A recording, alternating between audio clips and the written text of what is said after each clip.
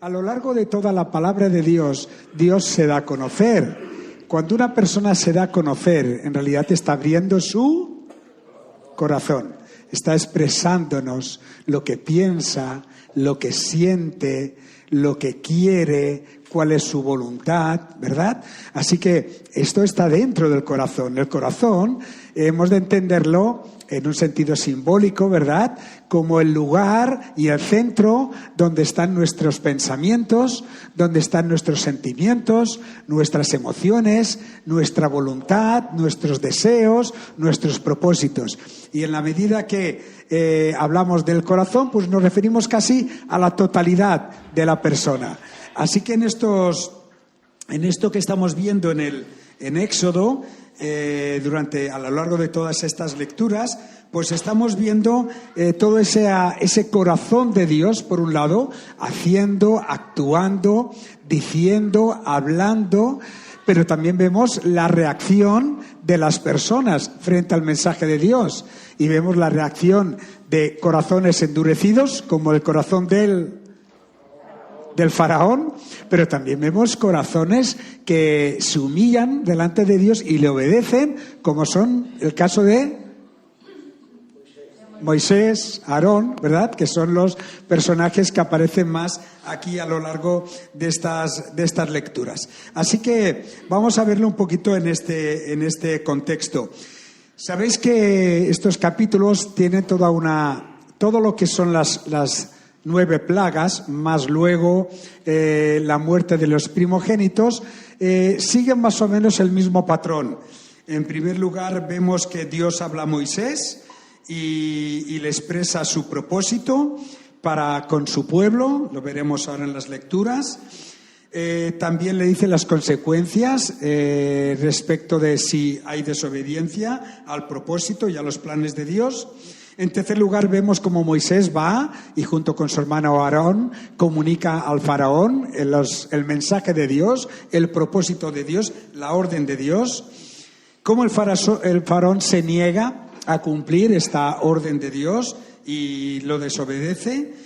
Y entonces Moisés lo que hace es mandar a Aarón, fijaos que no es Moisés el que lo hace, le manda a Aarón que él ejecute el plan de Dios, es decir, las plagas que Dios había dicho que se ocurrirían si no el faraón no le obedecía.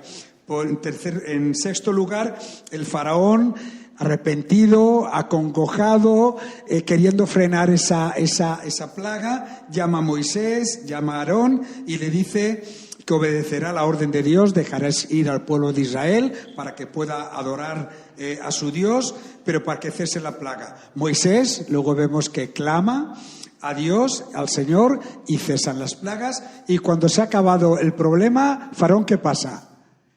Se vuelve a lo mismo, se endurece de nuevo su corazón y no cumple la orden de Dios. Y entonces provoca de nuevo una nueva acción de parte de Dios para llevar adelante su plan. Y este es el movimiento que vemos a lo largo de estos capítulos, desde el capítulo 5, que vemos ya cómo Dios empieza hablando a Moisés, capítulo 6, Dios confirma, y ya en el capítulo 7 empezamos a tener la primera de las plagas, el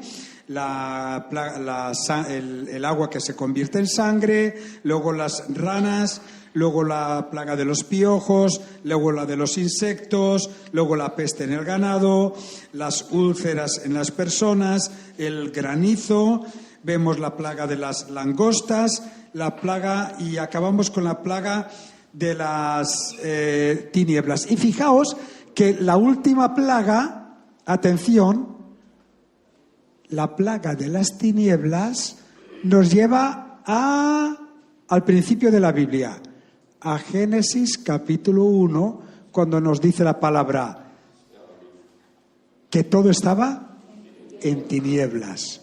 Todo estaba en tinieblas. Es como un poquito, ¿verdad?, un ciclo que se va produciendo a lo largo de todas esas plagas, afectando de una manera más pequeña va creciendo, va cada vez agravándose más, acaba con unas tinieblas que son todo un símbolo, ¿verdad?, de esa resistencia del hombre hacia Dios, de la maldad del hombre hacia Dios, de ese endurecimiento de corazón hacia Dios que hace que el hombre se sumerja en las tinieblas de la ignorancia de Dios, de quién es Dios, del amor de Dios, de la salvación de Dios, de los propósitos de Dios, del reino de los cielos. Se va alejando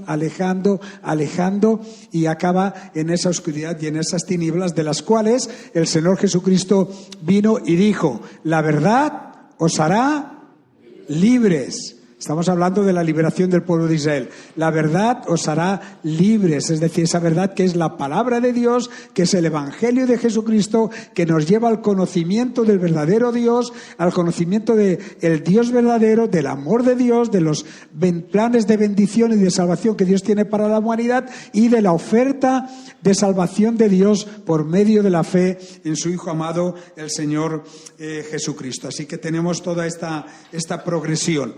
Y a lo largo de esta progresión de estas plagas, pues Dios se va manifestando. Porque fijaos que nosotros hablamos de plagas, ¿verdad? 9 plagas más la muerte de los primogénitos. Pero la palabra de Dios en realidad se refiere a estas acciones de Dios con otras palabras. Se refiere como unas señales de parte de Dios, maravillas de parte de Dios y prodigios de parte de Dios. Por ejemplo, si vamos al capítulo 7, versículo 3, dice el Señor: yo endureceré el corazón de Faraón para multiplicar mis señales y mis prodigios en la tierra de Egipto. En el capítulo 12 y versículo 12 nos dice que esta noche pasaré, dice, por la tierra de Egipto, cuando habla de la muerte de los primogénitos, dice: porque yo ejecutaré mis juicios contra todos los dioses de Egipto. Es decir, de alguna manera las plagas, ya lo veremos en alguna cita más, por ejemplo en el capítulo 11, versículos del 9 y el 10, nos dice también en esos términos. El Señor dijo a Moisés: Faraón no se escuchará para que mis maravillas se multipliquen en la tierra de Egipto. Y Moisés y Aarón hicieron todas estas maravillas en presencia del Faraón.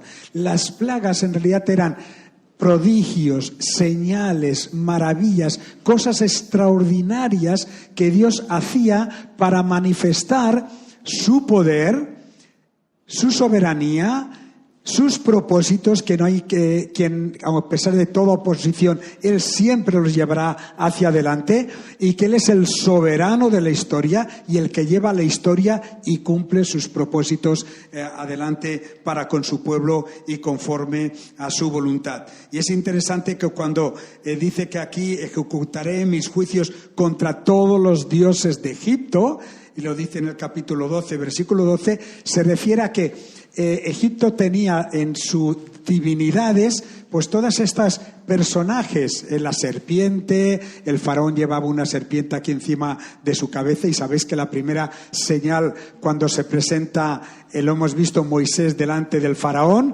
que es convertir la vara en una serpiente, ¿verdad? El faraón llama a sus magos, sus sacerdotes magos, dice: estos también hacen lo mismo. Y es verdad, también convirtieron serpientes allí. ¿Qué pasó? Que la serpiente de Moisés, ¿qué hizo? Se comió a las serpientes que habían hecho los magos del faraón. Con lo cual Dios estaba atacando directamente a esa supuesta divinidad que tenían los faraones. Se consideraban los representantes de Dios, los hijos de Dios, con la autoridad de Dios aquí en la tierra. Y Dios está demostrando en cada una de las plagas que el que tiene la autoridad máxima por encima de toda autoridad es Dios. Es el Dios creador de cielos y tierra, el Dios eterno, el Dios todopoderoso, el Dios santo, el Dios perfecto. Él es el Dios verdadero, Él es el que tiene toda autoridad, Él es el todopoderoso, y Él es el que tiene un plan y un propósito, y lo ejecutará, y lo cumplirá, y lo culminará, y lo llevará adelante, a pesar de todas las oposiciones que hayan frente al plan y a los propósitos de Dios, que es lo que estamos viendo con la actitud del faraón también. Así que vemos estas señales, estos prodigios, estas maravillas que Dios estuvo haciendo, atacando directamente todas esas divinidades que tenían en Egipto. Y lo primero entonces que estamos hablando ya es de ver cómo es Dios, el corazón de Dios.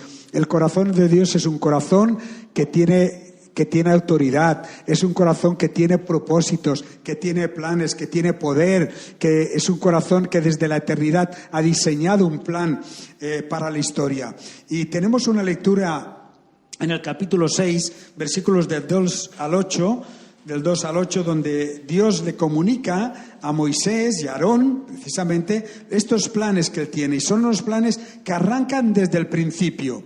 Capítulo 6, versículo 2 dice: continuó Dios hablando a Moisés, ¿y qué le dijo? Yo soy el que soy. Una de las cosas bonitas en la Biblia es los diferentes nombres de Dios, Yo soy el que soy, yo soy Yahvé, yo soy el Eterno. La palabra Yahvé tiene que ver con el verbo ser, existir. Y Dios dice, yo existo desde el principio, desde la eternidad. Soy el Dios eterno. Yo no he sido creado nunca. Yo tengo vida en mí mismo y soy el que luego crea todas las cosas. Así que yo soy el Señor, yo soy el que soy.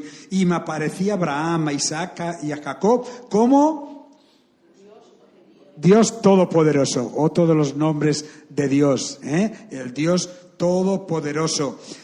Mas por mi nombre, Señor, ¿verdad?, no me di a conocer a ellos. También establecí mi pacto con ellos de darles la tierra de Canaán, la tierra donde peregrinaron. Un Dios que es eterno, que es todopoderoso, que tiene vida propia, pero un Dios que hace pacto con el hombre, como lo estamos viendo repetidamente, porque tiene propósitos para la humanidad que él mismo ha creado. En este caso habla de un propósito de formar un pueblo a través de la descendencia de Abraham, de Isaac, de Jacob, dándole una tierra, estamos leyendo, darles la tierra de Canaán.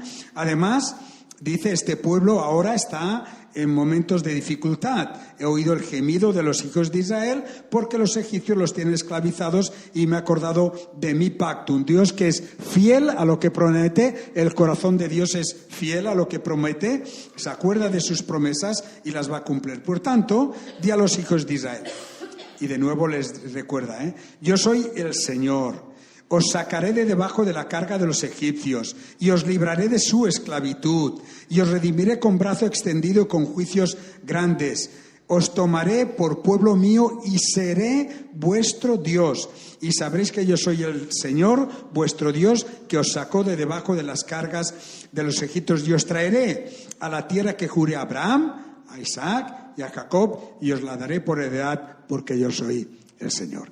Me encanta este Dios que tiene buenos planes, buenos propósitos para su pueblo y que se acuerda de esos planes a pesar de que a veces el pueblo de Dios, como la Iglesia actualmente, pasa por momentos de dificultad, de persecución, de opresión, de ataques, de amenazas, ¿verdad? Pero Dios se acuerda de su pueblo. Son preciosas las expresiones de los verbos que Dios utiliza acerca de su pueblo. Me he acordado de ellos, les daré la tierra, los sacaré de la esclavitud, los libraré, los redimiré, los tomaré como un pueblo para mí, seré el Dios de ellos, ellos me conocerán, sabrán que yo soy su Dios, que les he liberado. Además los traeré a una tierra preciosa, se la daré por heredad. Y todos esos planes y propósitos de Dios tienen que ver con el corazón de Dios, con la persona de Dios,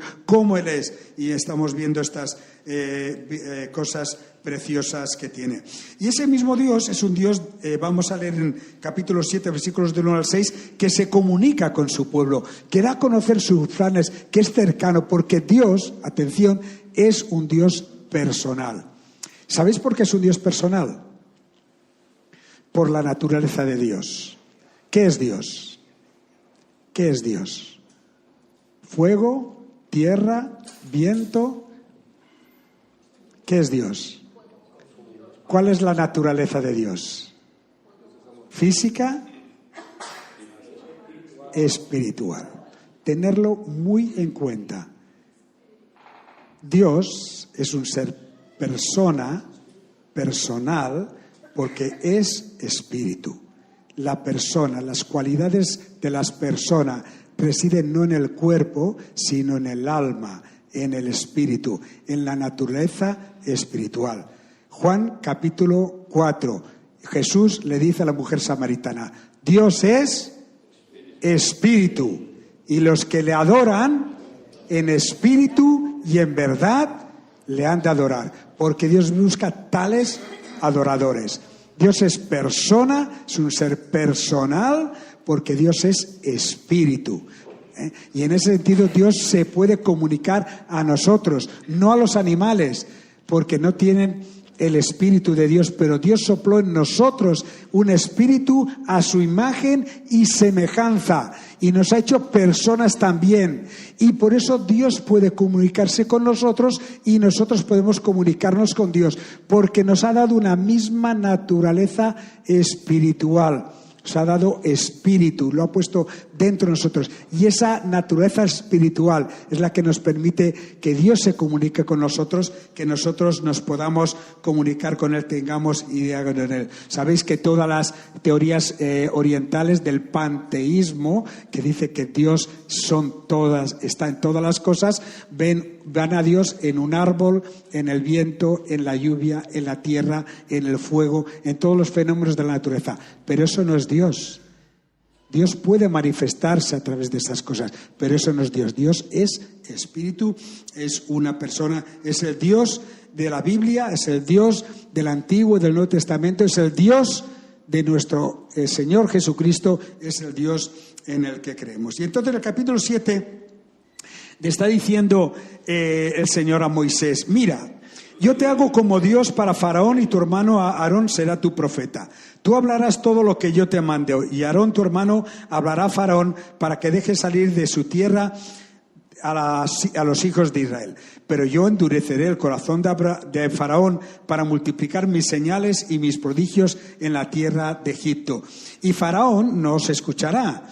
Entonces pondré mi mano sobre Egipto y sacaré de la tierra de Egipto a mis ejércitos, a mi pueblo, los hijos de Israel, con grandes juicios. Fíjate que el Señor dice que sacará de la tierra de Egipto a mis ejércitos. Es decir, habla de su pueblo como su ejército, como aquellos que están a su servicio. Lo hará juzgando al pueblo de Egipto, y sabrán los egipcios que yo soy el Señor. Todas las manifestaciones, prodigios, señales, maravillas que Dios iba a hacer a través de las plagas es con un propósito: que su pueblo, Israel, los hebreos, le reconozcan como su Dios, pero también que el pueblo egipcio reconozca que Dios, el Dios de Abraham, de Isaac y de Jacob, el Dios creador, es el Dios eterno, es el verdadero Dios. Cuando yo extienda mi mano sobre Egipto y saque de en medio de ellos a los hijos de Israel. E hicieron Moisés y Aarón como el Señor les mandó, y así lo hicieron. Y tenemos a ese Dios que comunica sus planes, sus propósitos, que se acerca a las personas, que les dice cuál es su propósito para llevar a ellos, porque Dios es un Dios que en su corazón quiere acercarse a nosotros también. Y vamos a hablar ahora del corazón de los hombres. ¿Cómo reaccionaron frente a este propósito de Dios, esto que salía del corazón de Dios para con su pueblo, de darles libertad, hacerle pueblo suyo, que le adorasen, darle una tierra, acordarse de su pacto y de sus promesas, bendecirle y hacer del pueblo de Israel un pueblo de bendición a todas las naciones?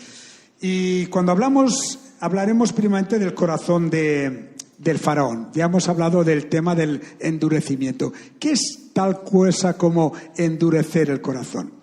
Endurecer el corazón tiene que ver con una actitud personal de la persona donde se obstina en oponerse a Dios.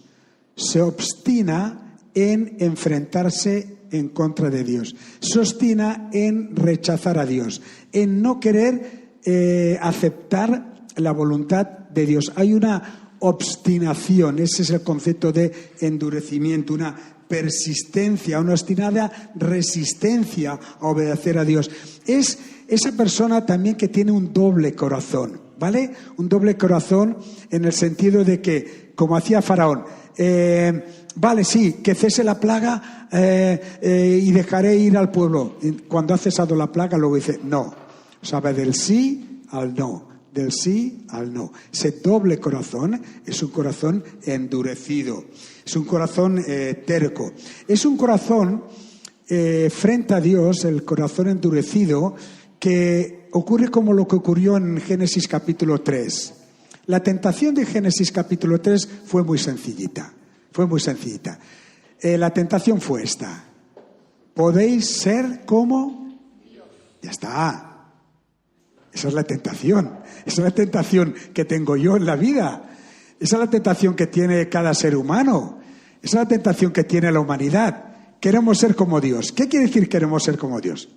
Primero, si soy como Dios, o quiero ser como Dios, pues no tengo nadie encima de mí. Hago mi voluntad, hago lo que quiero, nadie me juzga, nadie me condena, no he de rendir cuentas delante de nadie, no tengo límites, hago lo que me da la gana, ¿vale?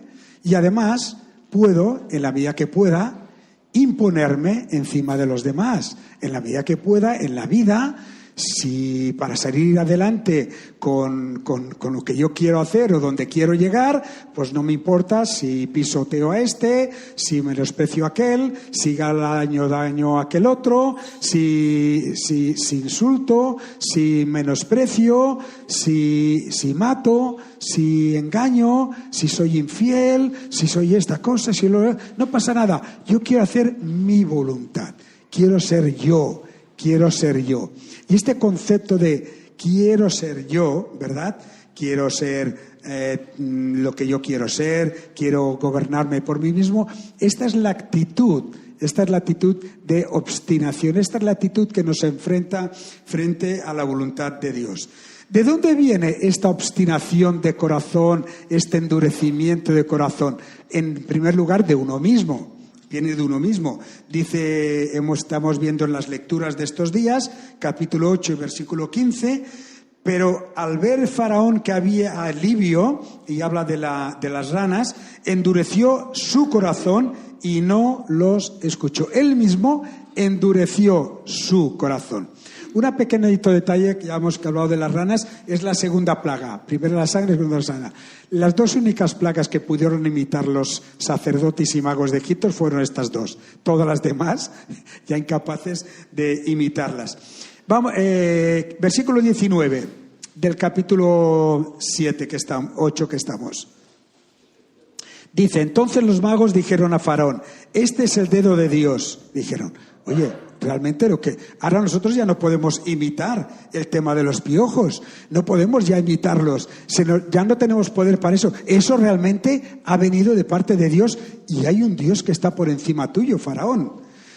Pero el corazón de Faraón se endureció y en este caso dice, no les escuchó, y se refiere a sus propios magos y sus propios sacerdotes que ya estaban dando testimonio de que había un Dios por encima de Faraón que estaba haciendo esos prodigios, esas maravillas y esas señales. Dice el versículo 32, pero Faraón se endureció su corazón también esta vez, una persistencia en una actitud personal.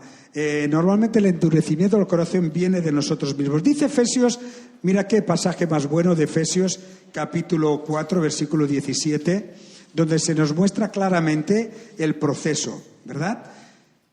Efesios capítulo 4, versículo 17, dice el apóstol Pablo, esto digo pues y afirmo juntamente con el Señor, que ya no andéis, habla de los creyentes, como andan también los gentiles. ¿Y cómo andan los gentiles? Mírate el proceso. Vanidad de su mente, una mente vacía del conocimiento de Dios. Segundo, entenebrecidos en su entendimiento, una mente en tinieblas, en oscuridad, no conocen la luz ni la verdad del Señor. Tercero, excluidos de la vida de Dios, no tienen vida de Dios, no hay comunión con Dios, no conocen a Dios, no se relacionan con Dios, no quieren saber nada de Dios. Todo eso por causa de la ignorancia que hay en ellos. Y esto es causa por la dureza de su corazón. La dureza de su corazón, su oposición a Dios. Les lleva a estar entenebrecidos, les lleva a no estar excluidos de la vida de Dios, a ignorar la vida de Dios. ¿Y qué ocurre cuando hay esta dureza de corazón? Versículo 19. Llegan a ser insensibles a lo que está bien y a lo que está mal, a la moral de Dios, a la verdad, a lo bueno. Se entregan a la sensualidad para cometer con avidez toda clase de impurezas, y ya no hay límites, y ya no hay barreras, y ya no hay fronteras. Es verdad que a veces Dios empuja para llevar adelante sus planes y su voluntad, también lo vemos en el caso de Aarón, al endurecimiento, porque en el capítulo 9 y en el versículo 12 lo vemos. Dice que el Señor endureció el corazón del faraón, ¿verdad? Y en el versículo 35 lo vuelve a repetir también del capítulo 9. Y se endureció el corazón de faraón y no dejó ir a los hijos de Israel. Y aquí no dice que fuera el Señor que lo hiciera, pero hemos leído en el anterior que sí, creo que en algún pasaje también lo debe hacer. La idea que nos da combinar las dos cosas, que en realidad el endurecimiento del corazón es cosa propia nuestra y nuestra propia responsabilidad, pero que a veces Dios permite y a veces actúa para que esto sea así, es para dos cosas. Primero porque Dios controla todas las cosas y todas las situaciones. Y a Él, para llevar adelante sus planes, permite y controla todas las situaciones. Pero también se nos dice que es nuestra responsabilidad. En realidad, quien endurece el corazón es el propio hombre frente a los planes de Dios. Y frente a un corazón endurecido, vamos a ver el corazón de Moisés, un corazón humilde delante de Dios. Sabéis que en el libro de Deuteronomios, acaba Deuteronomios hablando de Moisés en los términos de que era el hombre más manso de toda la tierra, ¿verdad que sí que lo dice? El hombre más manso de toda la tierra. Pero mirad lo que nos dice Hebreos acerca de Moisés. Y quisiera acabar con esto. Hemos visto el corazón de Dios, un corazón de poder, un corazón de propósitos, un corazón sabio, un corazón de salvación, de bendición para todos aquellos que se acercan a Él humildemente. Vemos el corazón de Faraón, un ejemplo de un corazón endurecido que rechaza a Dios, pero vamos a un corazón que es el que nos interesa y es el que Dios quiere que tengamos. Es el corazón que Dios nos ha dado y nos ha cambiado cuando hemos creído en Él. Y es un corazón de un creyente verdadero. Y lo vamos a ver en la vida, en el ejemplo de Moisés en Hebreos capítulo 11, los versículos del 23 en adelante. Dice, por la fe, Moisés, cuando nació, fue escondido por sus padres, la fe de sus padres, fijaos qué maravilla, durante 3 meses, porque vieron que era un niño hermoso y no temieron el edicto del rey. Por la fe, Moisés, cuando era ya grande, rehusó ser llamado hijo de la hija de Faraón. Hemos visto las escenas que Ramsés II le recibe como hermano, y él dice, sí, somos hermanos en un sentido, pero no pertenecemos al mismo pueblo. Él rehusó ser llamado hijo de la hija del Faraón. Un corazón de acuerdo con la voluntad de Dios, como teníamos David, ¿os acordáis David? Cuando Esteban está en el capítulo 7, de hecho los apóstoles, hablando de la historia de Israel, dice que David tenía un corazón conforme a la voluntad de Dios. ¿Cómo es un corazón conforme a la voluntad de Dios? Un corazón que rehúsa la manera de vivir de un mundo que está viviendo en oposición a Dios. Rehúsa, no quiere. Y al rehusar una cosa, tiene que escoger otra. Versículo 25, escogiendo antes ser maltratado con el pueblo de Dios que gozar de los placeres temporales del pecado. Entonces, sabe renunciar a los placeres temporales del pecado porque sabe escoger digamos, el destino, la identidad, el propósito del pueblo de Dios, porque el pueblo de Dios es un pueblo que tiene un Dios que tiene un corazón de amor, un corazón de bondad, un corazón de perdón, un corazón de sanidad, un corazón de salvación, un corazón fiel, firme, porque el amor de Dios es firme, ama siempre, es eterno, es inagotable y prefiere estar con el pueblo de Dios. Versículo 26.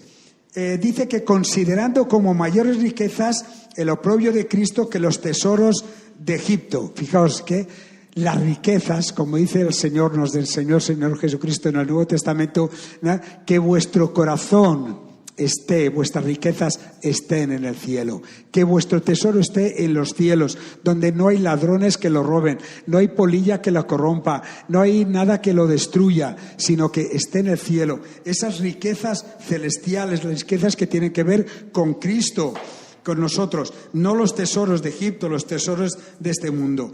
Pues tenía puesta la mirada, dice el versículo 26, en la recompensa. Hermanos, bajando hablábamos de la paciencia en el coche con Josué y Rebeca.